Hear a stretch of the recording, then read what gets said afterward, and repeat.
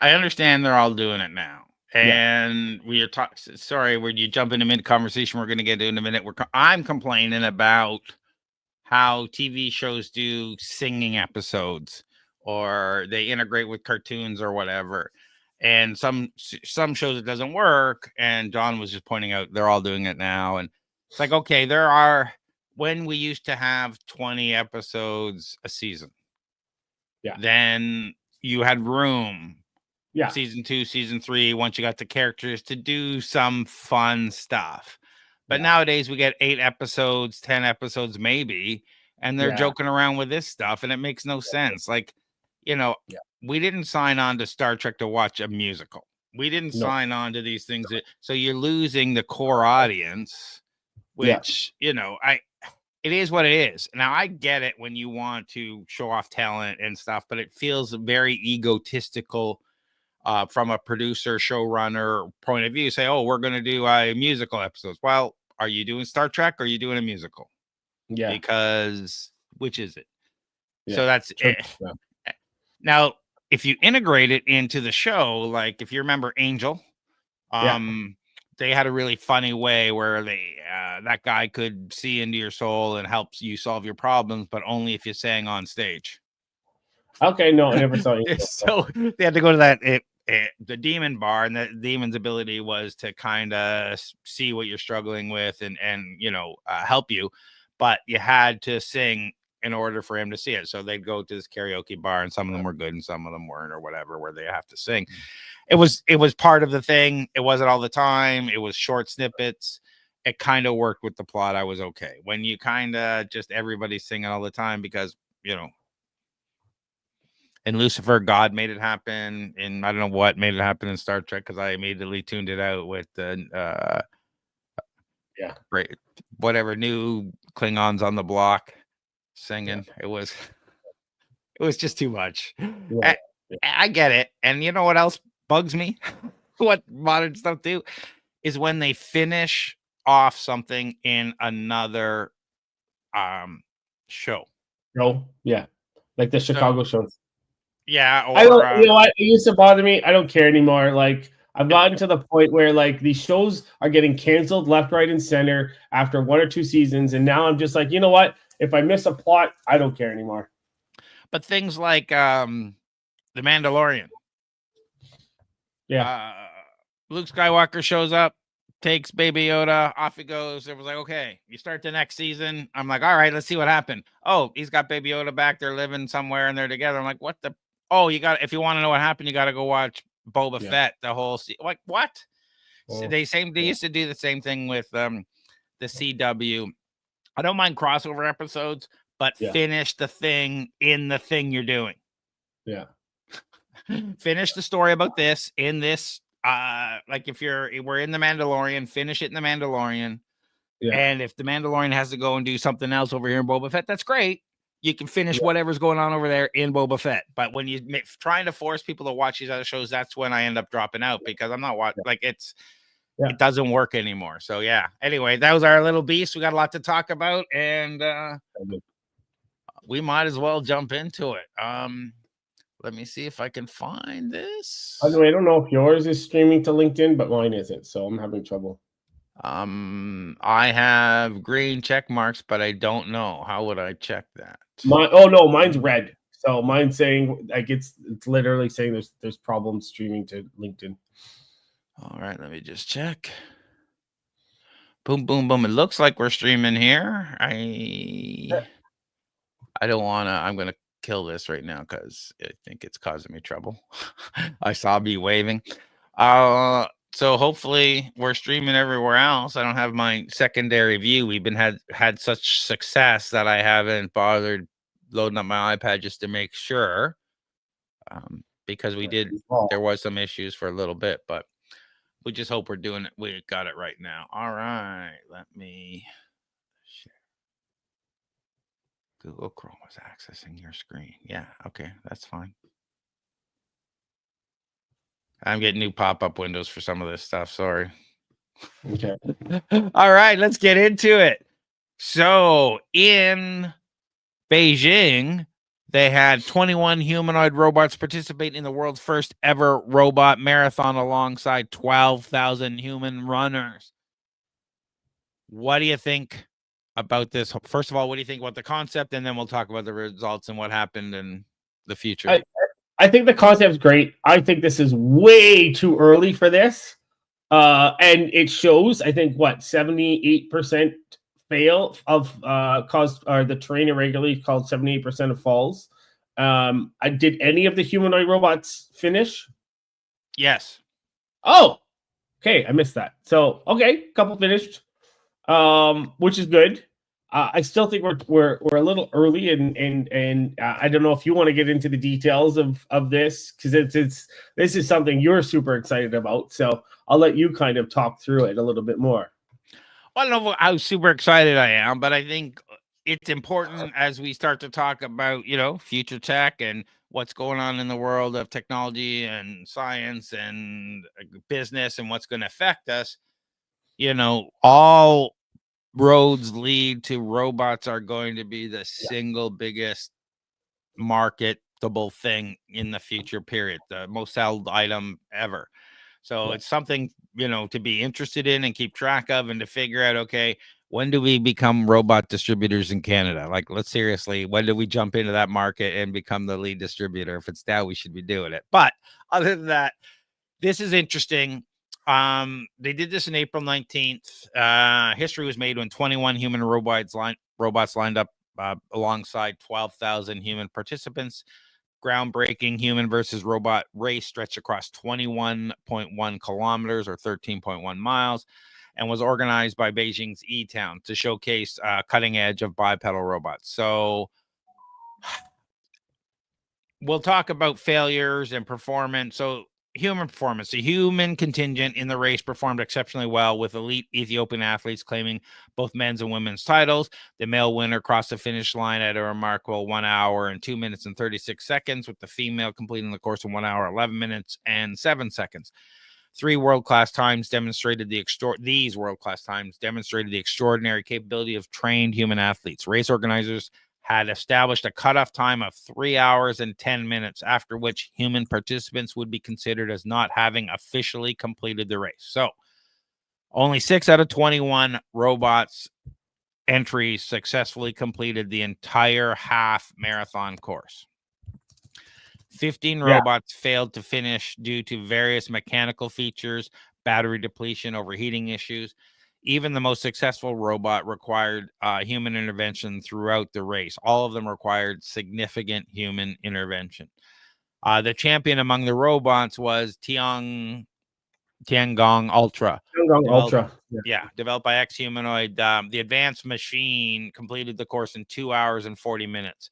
Still within the human cutoff time, but far behind, any of the elite athletes. Tiangong Ultra stood at an impressive 1.8 meters tall, weighed 52 kilograms, with proportions specifically designed to optimize balance and energy efficiency during bipedal race. It required 3 full battery swaps, whatever you want to call them, pit stops. They fully swapped out the battery 3 times throughout the race. The second place robot, Noatex Robotics N2, finished with a time of 3 hours and 37 minutes, exceeding the human cutoff time, but still completed the course. Smaller robot, standing just 1.2 meters, weighing only 29 kilograms, notably wore children's trainers to improve its traction on the course. Its diminutive size appeared to offer some advantage in stability, but couldn't match the longer strides. The third place winner, Droid Up XO2, crossed the line in about 4 hours and 50 minutes. The robot gained attention for its unusual design choice of wearing boxing gloves, apparently to protect its delicate hand mechanisms during the potential falls in the race.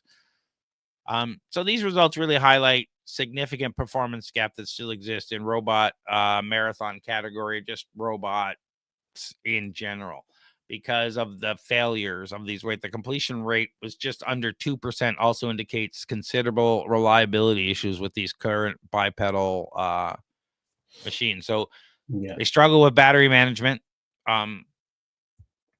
for the Tianjong, they had to do 3 battery replacements.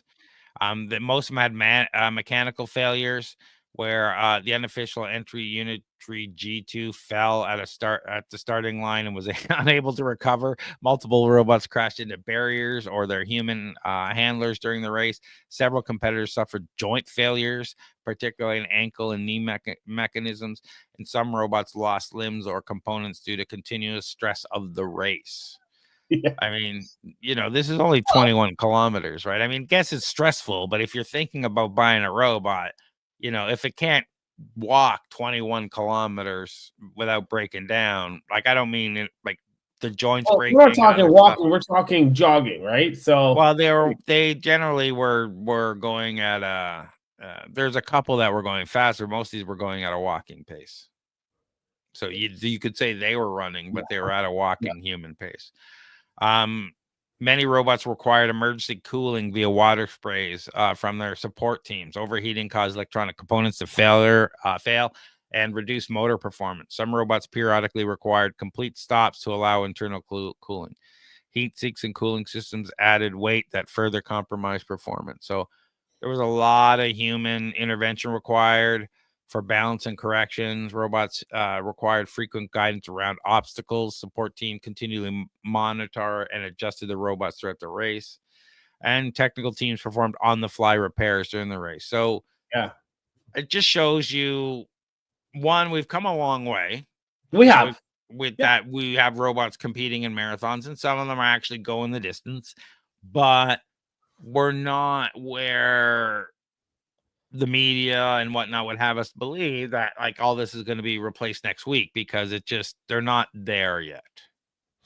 No, but the technology is like, as far as the sensors and all that seems like it's there. It just needs some more kind of feedback loop kind of learning to handle more of the terrain, right? Yeah, I mean, the hardware advancements, we've demonstrated meaningful progress in lightweight materials, joint designs, foot design, power distribution. But despite the hardware progress, the race exposed significant limitations in the artificial intelligence and control systems. The robot movement patterns remain mostly rigid and pre-programmed. Adaptive responses to changing terrain were minimal or required human intervention. Real-time decision-making capabilities appeared limited. Control system showed little significant advancement since 2021. Yeah. But I feel like the biggest technological hurdle that we still have to overcome, and we've covered a lot of these, like, I cannot believe we're still at the point that we're at with batteries. That's what baffles me. With all of everything that we've covered, it still baffles me that we're still at the point that we're at. Well, somebody pointed out to me who it was, and I can't remember. Someone left a comment on this, about there's liars, there's filthy liars, and then there's battery engineers. And we were following all that battery technology. I had a little chart. Some of it is supposed to be out this year, late this year, but not much. The rest is still coming, and we'll have to wait and see. We're starting to see more interesting solid state options for different things, but we'll see. Yeah. Well, again, it's a wait and see kind of situation, which sucks. But it's crazy how we're no further along now. Like even those, and I keep coming back to this ridiculous battery pack in the Tesla, which is AA batteries. Yep. Like a whole bunch of AA batteries. Like how are we still at that point with these cars? Yeah. With batteries in these cars. Sorry. Yeah. Anyway, I digress. We need battery technology with higher energy density and faster charging, advanced thermal management, a more sophisticated AI robot running algorithm that can adapt to changing conditions, improve fall recovery and self-righting capabilities, more lightweight, efficient cooling systems. I really I'm glad they did this. It highlights, a lot of problems in this area that need to be fixed. But at the same time, it's cool that we're at this level. I like where we're heading, that we have some robot durability challenges and whatnot, but it won't be long. Like, the hardware moves a little slower than software. The big problem here a lot of the problems here seem to be software, even though joints and whatnot, the hardware still needs to progress a long way. We'll see what we're like in a couple of years, but it was mostly saying that we've shown a lot of advancements since 2021 in the physical robot, in the battery and the lightweight material and stuff for them, but it was the AI and the movement things that control that really haven't seen a much leap forward. So hopefully we'll start to see that. Yeah. Is there another Tesla robot event coming up or something, or announcement or something? I know we're recording this in May or April. I haven't been paying attention. That's good. That's all right. Anyway, let us know what you think about this robot marathon showdown. Are you going to be running against a marathon soon? Are you waiting for the robot apocalypse? Does this just showcase that we're not quite there yet? And imagine, robots going up down the stairs and handling, a situation in the home or the workplace with all these different changing stuff, where it's probably not capable of doing those things independently like a humanoid right now. Let us know what your thoughts are.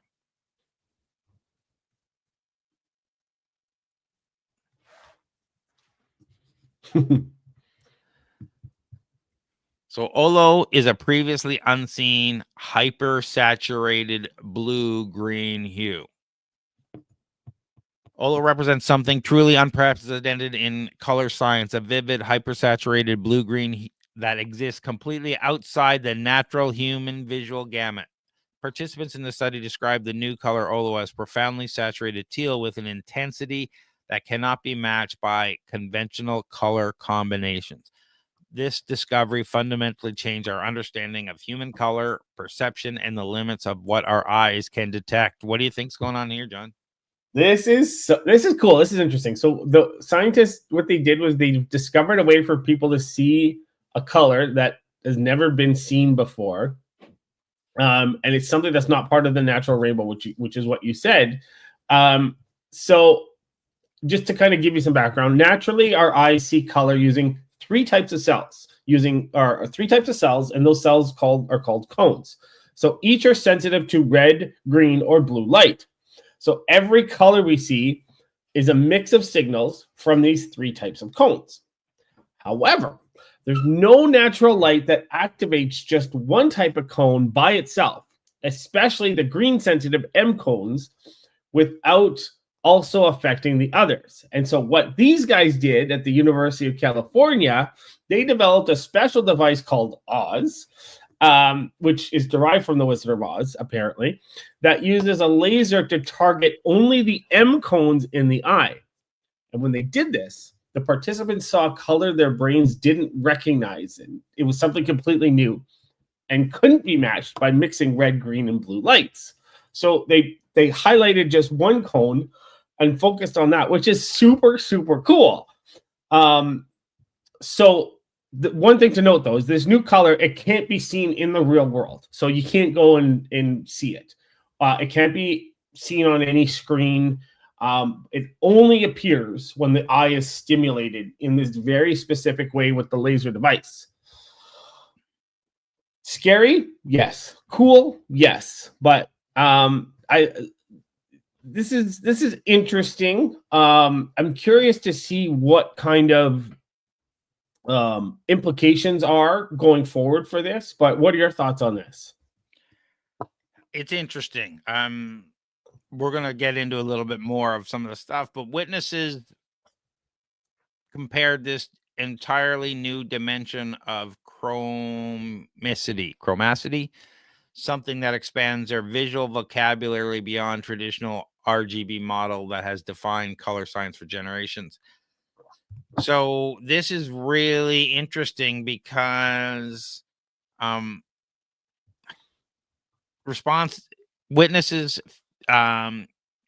participants experienced the new color Olo Their responses revealed the profound nature of sensory breakthrough. They revealed seeing bright red lines and rotating dots on Olo backgrounds during the experiments. What particularly notable is that despite repeated attempts, conventional color mixing methods consistently failed to reproduce the extraordinary intensity and unique qualities of Olo.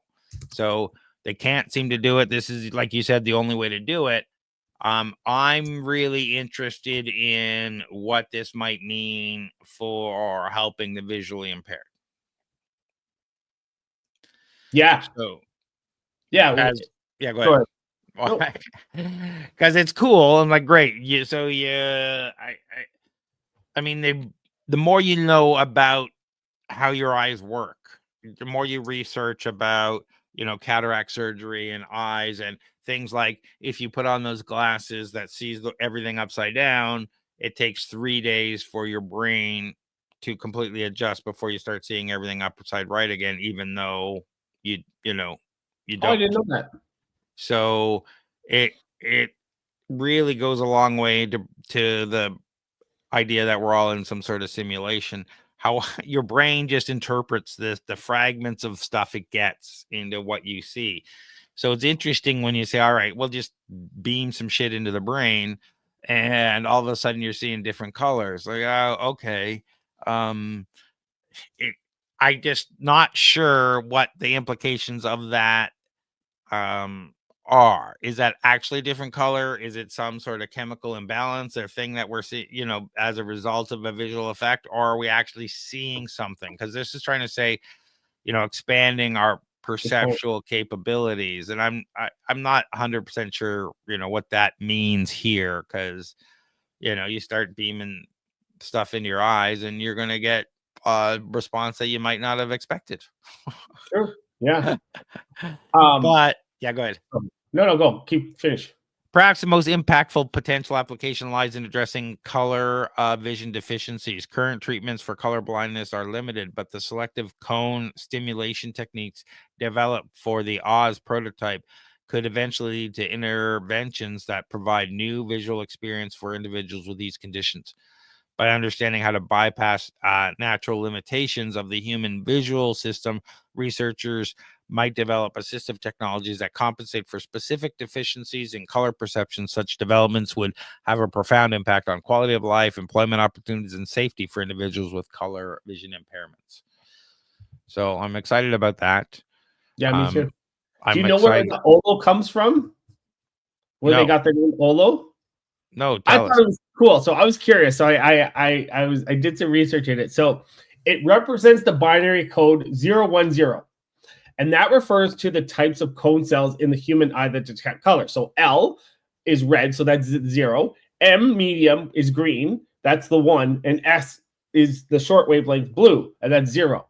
So obviously they're targeting just the M cone, and so they're calling it's 010 or Olo. Very cool. Yeah, that was kind of interesting. So where they were talking about this too is as far as pairing this with CRISPR, the CRISPR-Cas9 delivery system, which is what you were talking about for helping people with visual thing and this visual impairment. So the Cas9 CRISPR with this will precisely target cone cells for gene therapy. Oh, interesting. I did not see that before. So that's really cool. Yeah. So this is super cool, super interesting. The thing I'm worried about is they always say never point lasers in your eyes. So what like, is this safe? I don't know. As soon as you start messing with stuff in your eyes, in your brain, we're on a different level.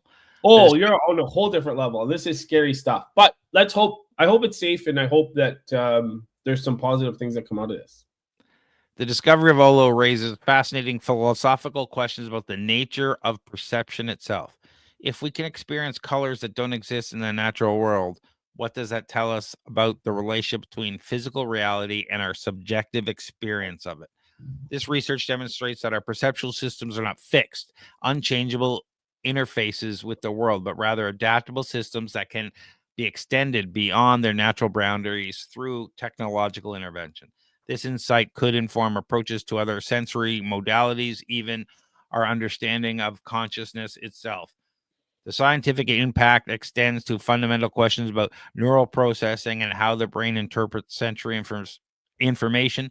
By creating experiences that exist outside normal parameters, researchers gain new insights into how visual processing functions, potentially leading to revised models of perception.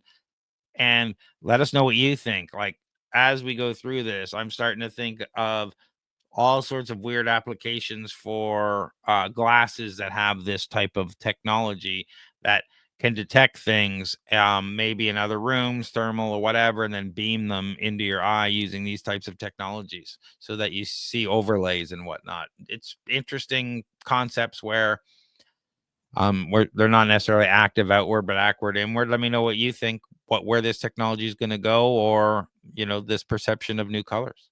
Yeah. Speaking of perception,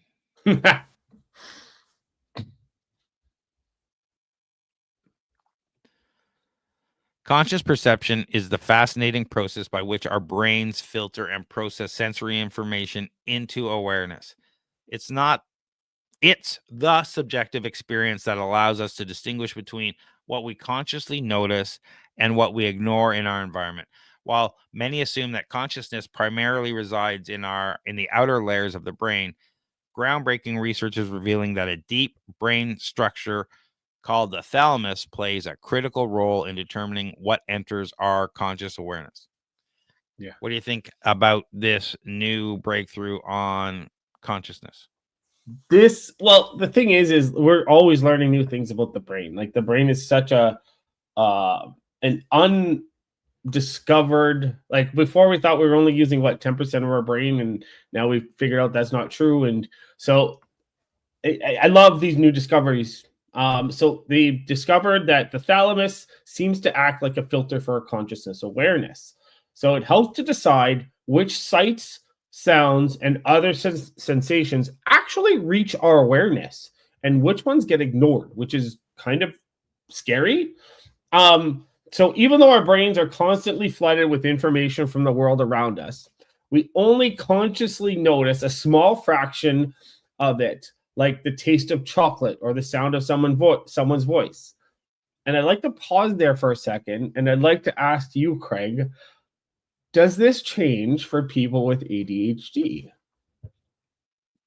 Do you think it's different for people with ADHD? Now, this is a whole new discovery, so there's a lot more to be discovered, but based on what I just described there, do you think that the thalamus acts differently for people with ADHD? Okay. Yes and no. So as we go through this, and you're kind of jumping ahead a little bit, the thalamus has that's all right. The thalamus has already been always acted as a filter, and we've been aware that the relationship between the thalamus and is filtering incoming sensory signals, determining which information reaches our conscious mind. So, the thought process of you walk into an office, you get off the elevator, you know where you're going, you go get a coffee, and then you go to the office, to meet whoever you're going to, and you sit in the office. Now, you don't remember how many people were in the lobby, the color of the chairs, what paintings were on the wall, unless you've been there multiple times. It's things you don't, but your brain processes all that information and decides whether that's something it needs or not. And the thalamus is filtering this stuff out. So keep that in mind. But now, as we talk about this, and we're going to get into where ADHD gets into, recent studies has transformed our understanding of how consciousness thought process begin. So research consistently shows that the thalamic filtering often precedes cortical activity during moments of awareness, suggesting that the thalamus doesn't just relay information, but actually initiates the signals that lead to conscious perception. And so this revelation challenges a traditional cortical-centric model of consciousness, which assumes awareness primarily emerges from the cortex. Instead, the neuroscience of conscious perception now recognizes that conscious may begin deeper in the brain. So particularly, this is a chemical process that goes back and forth that determines our consciousness. And I think as the thalamus talks to other parts of the brain, that's when the ADHD part kicks in. That's where I believe, because from a lot of people, the way an ADHD person's brain is structured is different.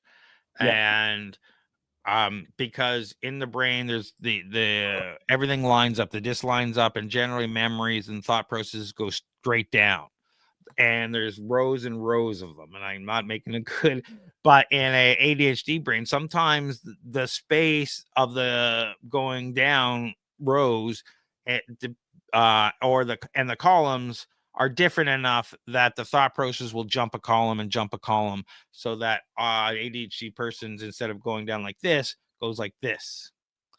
And so it just is different. And so sometimes that means we can remember things better. Sometimes it's worse for different things. Sometimes we see visually and learn, but it's just being aware of how it is. And so understanding how the brain talks to the thalamus and those other parts, I'm fairly certain that if there's going to be difference, it'll be in those interactions. So then my next question to you is, like, we're talking about like your thalamus kind of decides what your consciousness sees or what you see, right? So does that mean that spies that, you know, they can like, where I'm going with this is, does this mean that, like, so spies can, like, they see a whole bunch of things, they capture a whole bunch of things, like when they walk into a place, they observe all the exits, they observe a whole lot of things. Does that mean your thalamus can be trained, you think? Absolutely. As long as, you know, everything else is generally normal. I'm not I can't speak to everything, but you can train yourself for those things. Like, you're not going to ever train yourself to be photographic memory, but you can train your memory to be better. But you can also train yourself to be hyper vigilant. You know, there are times in my life where I was hyper vigilant for specific things when I was a bouncer and different things, where I would be aware of the exits, what's going on, and how, like, everybody is, you know, when someone's tensing up, you can feel it, and you're looking and you're just being aware, because this is your job. And if you're not aware, things get out of hand too fast. So there's things that you can train yourself to, or you put yourself in the situation. And I'm sure soldiers and whatever get trained that way, but there are some people who are better at it than others. But it's kind of okay, I've got there's 5 things in this room I have to keep tabs on, and mentally do that. And it's a training thing. So I love this. This is cool. I'm curious to see what they're gonna where they're gonna go next with this. Like, because, like, in order for them to figure this out, is they used what's called millisecond precision intracranial recording, and they did it across 15 thalamic subregions, right? So they're using newer technology in order to do this. So as technology evolves, hopefully we get more discoveries like this, which is really cool. Yeah, the most striking discovery was that the thalamic activation consistently preceded cortical firing during moments of conscious perception. So when participants reported seeing visual stimuli, researchers observed a distinct pattern. Neurons in the thalamus fired first, followed by activation in the cortex. The temporal sequence establishes the thalamus as a true gateway to awareness, triggering the process that lead to the conscious experience. So the study also reveals a fascinating loop dynamic where synchronized signals between the thalamus and the prefrontal cortex create a feedback cycle. The prefrontal cortex activity doesn't just passively receive information from the thalamus, but engages in a dynamic conversation that sustains and shapes conscious awareness. These findings challenge traditional cortical-centric theories of consciousness that have overlooked the critical role of the subcortical structure. So that's what I was talking about by those conversations, and the back and forth is what really seems to really cause consciousness, according to this new study. So I'm really excited about this, because the more we know about this, the more we can potentially solve some of these problems.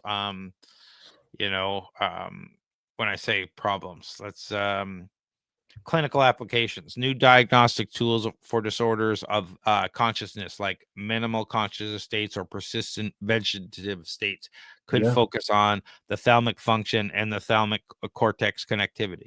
Treatment approaches for conscious disorders might target thalamic nuclei directly through electrical or pharmacological interventions. Anesthesia protocols could be refined by directly monitoring and modulating the thalamic activity. Recovery from brain injury might be better predicted by assessing thalamic function. So there's a lot potential happen here, and I love it when we start moving things forward like this and get a greater understanding of what's really happening. Yeah, me too. Always love positive motion on this. Our exploration of conscious perception has revealed that the thalamus has a much more our explanation of conscious perception has revealed the thalamus as much more than a simple relay station. Its function as a true gateway to awareness, initiating and modulating the natural processes that give rise to consciousness. The research led by Mingsha Zhang and others has transformed our understanding of how the brain generates conscious experience. These findings have profound implications for neuroscience paradigms, clinical applications, and our philosophical understanding of consciousness. By recognizing the central role of thalamus in conscious perception, we now have avenues for addressing disorders of consciousness, improving anesthetic techniques, and developing targeted neurological dimensions. So as research continues to advance, we expect even deeper insights into neural basis of awareness. The thalamus, once overshadowed by cortical studies, now stands revealed as a crucial player in the emergence of our conscious experience. Let us know what your thoughts are on this.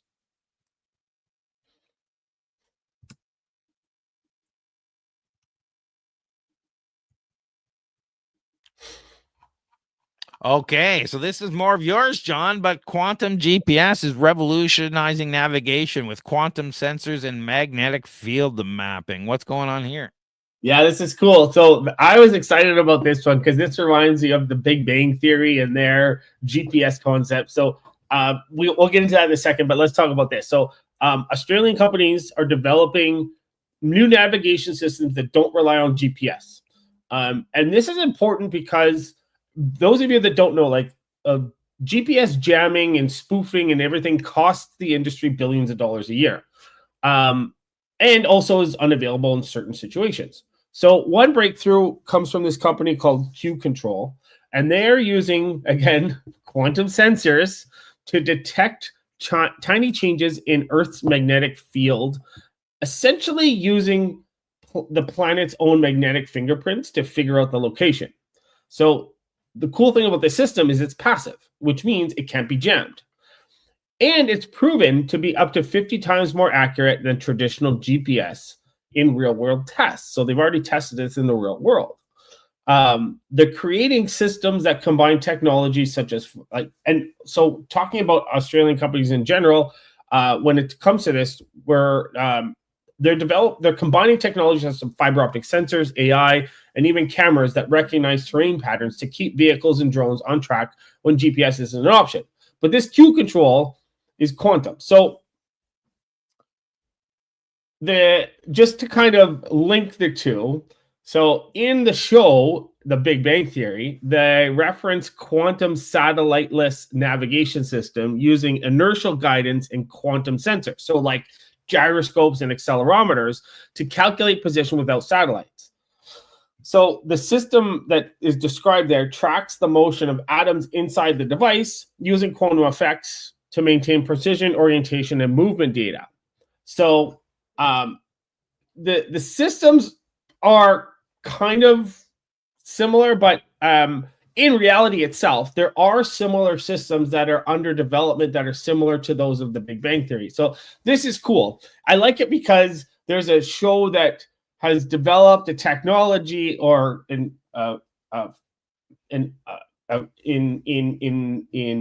TV land that could potentially be reality, right? Sure. Isn't almost everything in Star Trek from '68 coming to reality? Teleporters aren't. Well, I mean, it takes time. Replicators aren't yet. Oh, I guess maybe like the We're 3D starting to see printing. tractor beams, 3D printers, the talking computers, voice command, AI that can Okay. actually do Yeah. stuff. True. I mean, we're getting there. I guess this is more because like Star Trek was before my time as far as like when it came out and all the technology there. Whereas I grew up with the Big Bang Theory, and I guess I've been following quantum and GPS, and you and I have been talking about it a lot. So it's a little bit different, but I get where you're coming from. Yeah, that does make sense. Quantum GPS systems significantly outperform conventional navigation systems, particularly inertial navigation systems, as demonstrated through extensive testing and performance metrics. In comprehensive ground testing, quantum GPS demonstrated 50 times better positioning uncertainty compared to conventional GPS backup systems. Airborne tests. Even more impressive results came from airborne trials, which achieved up to 50 times lower uncertainty compared to strategic grade INS. What's particularly noteworthy is that the same system maintained 11 times better performance when mounted inside the aircraft, despite the significant magnetic interference typically present in that environment. In real-world flight scenarios, the system achieved impressive 0.01 to 0.03% positioning uncertainty over 500 kilometer flights, with operational uptime reaching 99.97 availability across various altitudes and temperatures. So it seems like it's fantastic. Yeah. And just to kind of get into the details of Q control, so it uses quantum magnetometers to detect those minute variations in the Earth's magnetic field. And the one thing I'm curious about is, I don't know if you've been following this, but they're talking about how the Earth's magnetic poles might be flipping at one point. So I'm curious to see how the flipping of the poles would affect this. Well, the magnetic north has shifted slightly in my lifetime. But it's not like, I don't expect, they've been talking about that flip forever. So Oh, have they? Okay. Yeah. So we'll see, but I feel like it's one of those. We're all talking about when are the killer bees going to get here, and acid rain's going to kill us all, and it's going to flip. Anyway, I hope it doesn't. Not acid rain, microplastic rain is going to kill us. Oh yeah, microplastic definitely now. Yeah, absolutely. That's a new. But I think we'll find ways to do that. But the key advantage here is complete immunity to GPS tracking and monitoring, no signal emission, making it undetectable during operations, robust resistance to spoofing and jamming, high precision that rivals or exceeds traditional GPS accuracy, and rugged software ensuring consistent performance. So you can see the military applications, commercial applications for aviation and marine navigation, autonomous vehicles and drone navigation. So this is cool. Even us, if you're using your GPS and you're like downtown Toronto around all those buildings, it doesn't know where you are a bunch of times. It's not sure because things are bouncing around too much. And something like this could definitely improve that. I just don't know what the cost is to implement something like this, and if we would ever see it in handheld devices on regular consumer devices. Yeah, we'll have to see. This is really interesting. I hope this technology evolves to commercial viability, where it ends up being, at least in our cars. But it'd be nice in cell phones as well. Let us know what you think about quantum GPS. Is this something you're looking forward to, or not really?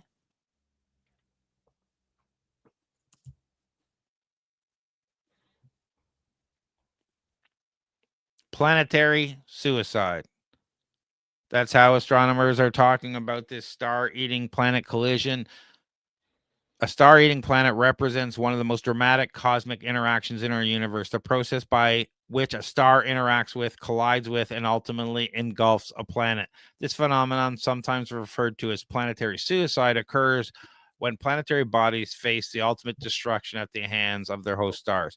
Recent observations have dramatically changed our understanding of how these star engulfing planets events unfold and what they mean for red giant planet consumption scenarios. So in this groundbreaking discovery, astronomers have observed what appeared to be a Jupiter-sized planet colliding with its host star. This remarkable event was detected through the James Webb Space Telescope, JUICE, when it identified an optical flare, a nova, approximately 12,000 light years away. What makes the discovery particularly significant is how it challenges earlier theories about red giants engulfing planets. The nova evidence planet provided astronomers with unprecedented data about these cosmic collisions, reshaping our understanding of stellar planetary interactions. So, what does this mean for us, John?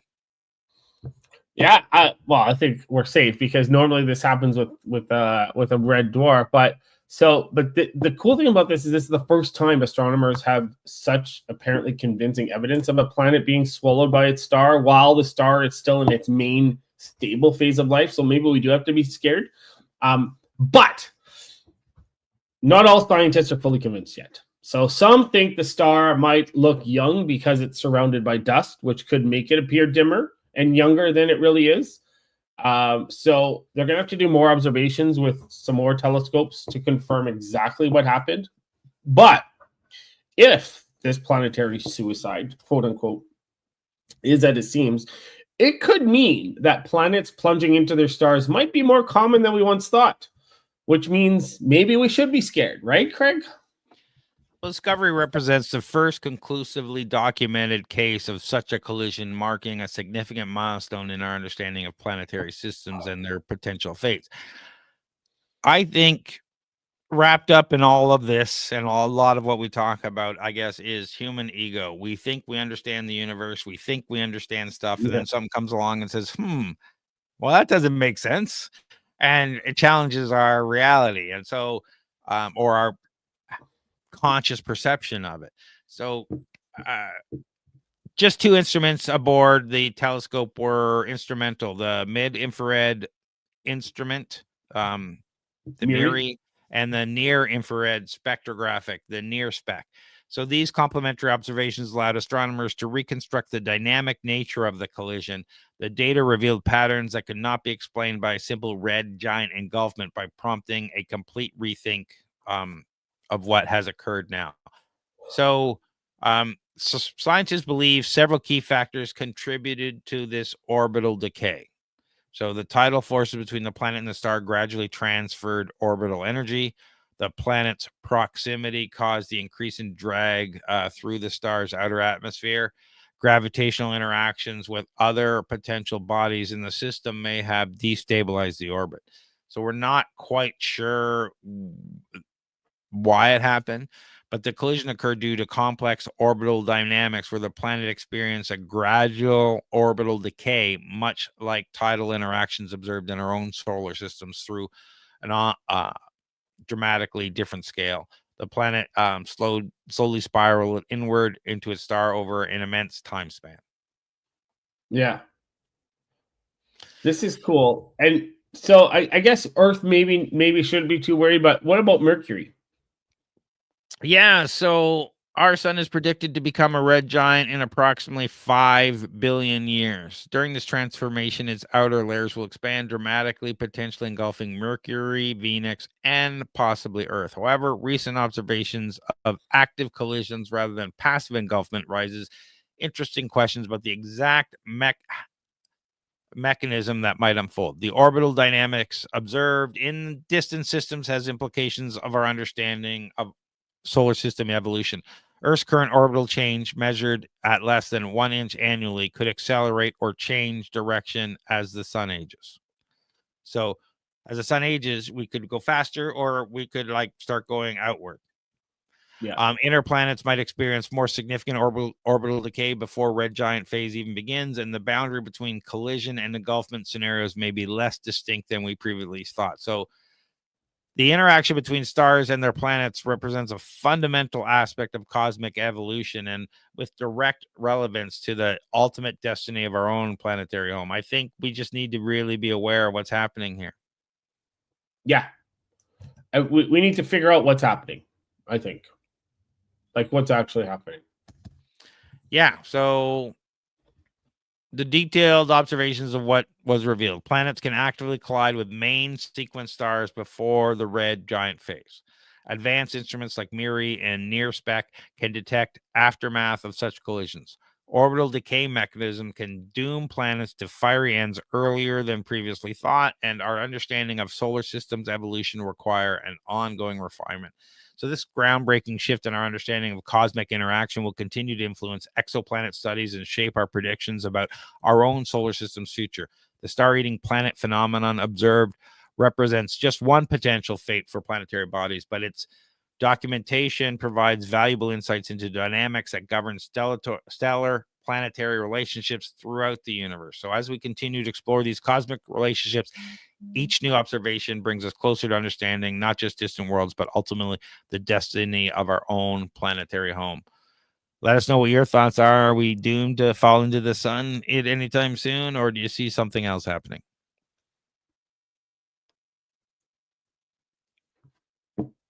Speaking of, okay,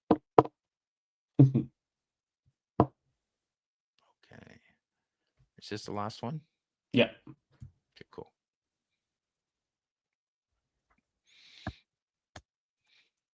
Just as science explored distant planets, we help you explore untapped potential in your business. Okay, that's a Flow Grammar ad, so we're going to ignore that. I'm going to start again. So, exoplanet discovery refers to the scientific research for planets that exist outside our solar system. Over the past few decades, astronomers have developed several methods to detect these distant worlds, including transit method, which detects planets by measuring the slight dimming of a star when the planet crosses in front of it. A radial velocity measures the wobble of a star caused by gravitational pull of orbiting planets. Direct imaging captures actual images of planets by blocking out the light of their host stars. And microlensing utilizes gravity's effect on light to detect planets. So microlensing stands apart from these other methods due to its unique approach. This technique leverages Einstein's theory of relativity, where massive objects like stars bend light passing near them. When a star passes in front of another distant star, it acts as a gravitational lens, magnifying and distorting the background star's light. If the foreground star hosts a planet, this creates a distinctive pattern in the light curve that astronomers can detect. So, turns out by using these micro lenses, we found a lot more super Earths, and they're way more common than we think. Yeah. So, what do you think about that? All these super Earths. I think this is cool. I think this is great. Like I love these new detection advances in different things like that. But just to put things into perspective, there's no way we're going to reach any of these in our lifetime. But this is still super cool. It shows that it's important because most of the planets we found so far are close to their stars.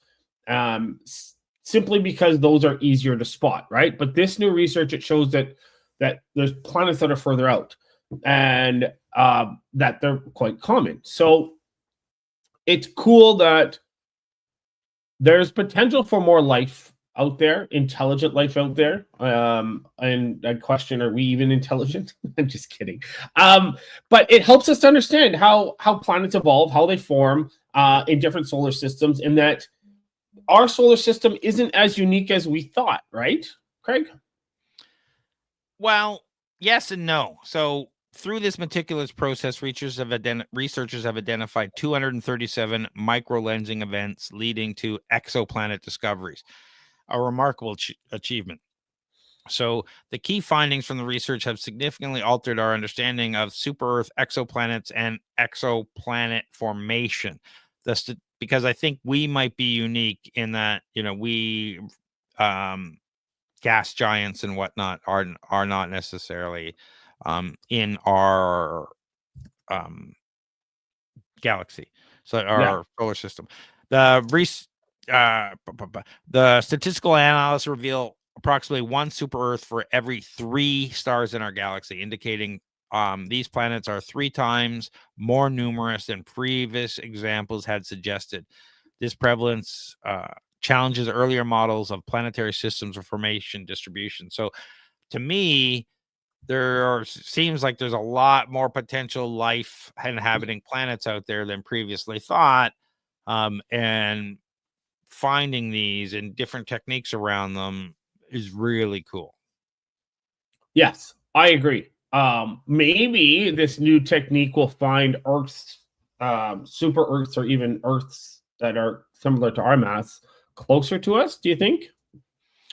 Potentially, like this study talked about OGLE-2016-BLG-0007, which represents one of the most important super Earth exoplanets discovered through microlensing technique. This notable exoplanet has a mass ratio of approximately 2-to-1 relative to its host star, placing it firmly in a super Earth category.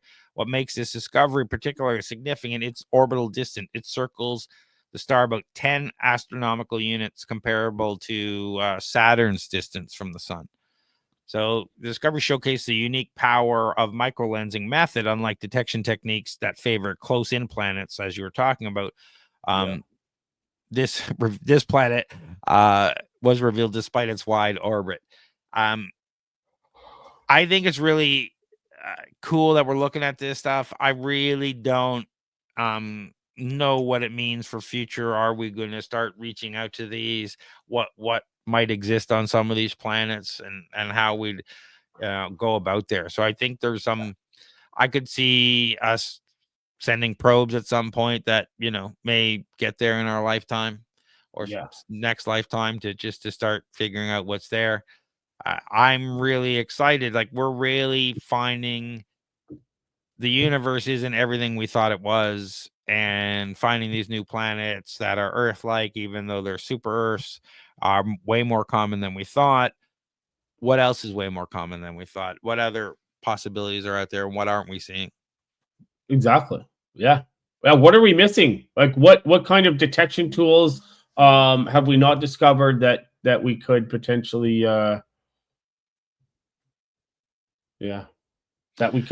find? Yeah, these advances will help resolve fundamental questions about how planetary systems typically form and evolve, potentially revealing Earth-like worlds are common or rare in cosmic context, and hopefully we'll be able to discover other life that exists out there once we start having better and better techniques around this. Let us know what you think. Yeah. So what do you got going on, John? Honestly, the month of June is shred month. It's that's what I'm focusing on. Don't have too many events this month, except maybe an investor startup drinks. Yeah, June 26th. I think that's during Tech Week. We'll probably have an automation flowgrammer. I know. We'll probably have a flowgrammer automation event as well during Tech Week. So take a look at torontostarts.com and startupdrinks.to.com to find out what's happening, and flowgrammer.ca. And if people are looking for non-dilutive funding, you're talking about Shred Month. Yeah.